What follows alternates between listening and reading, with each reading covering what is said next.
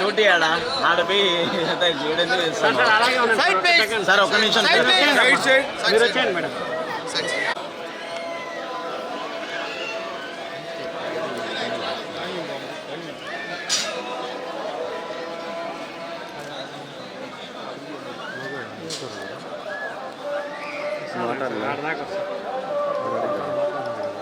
Sir side sir Lokesh తగులుతుంది.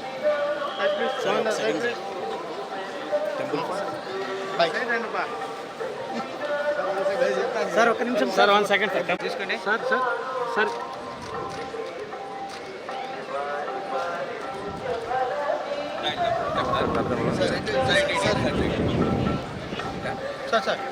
ఇలా వచ్చేయండి సార్, ఇలా వచ్చేయండి సార్. స్ట్రైట్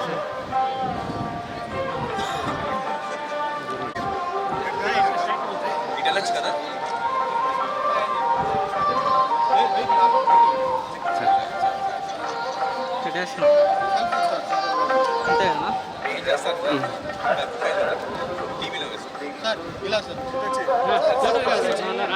ఉన్నారా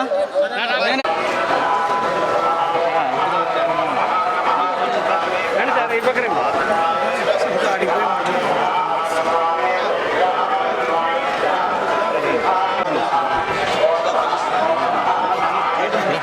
వెనక్కి వచ్చాను.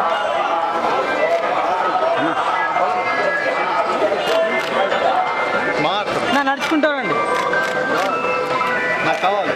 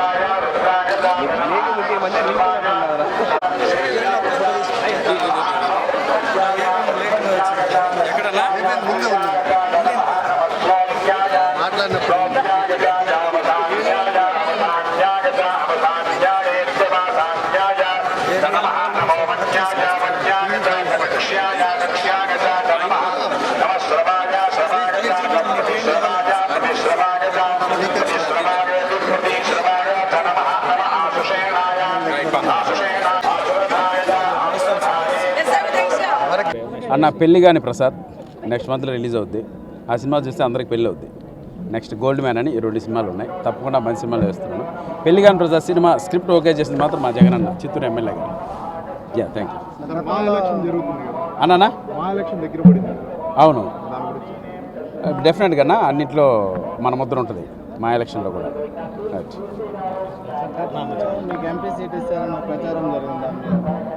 అవును, ట్రై చేసిన మాట వాస్తవమే. సో చిన్న పిల్లడు ఇంకా ఎందుకప్పుడే రాజకీయాలని నెక్స్ట్ చూద్దామండి. ఎప్పుడు ఆల్వేస్ సపోర్ట్ అన్న.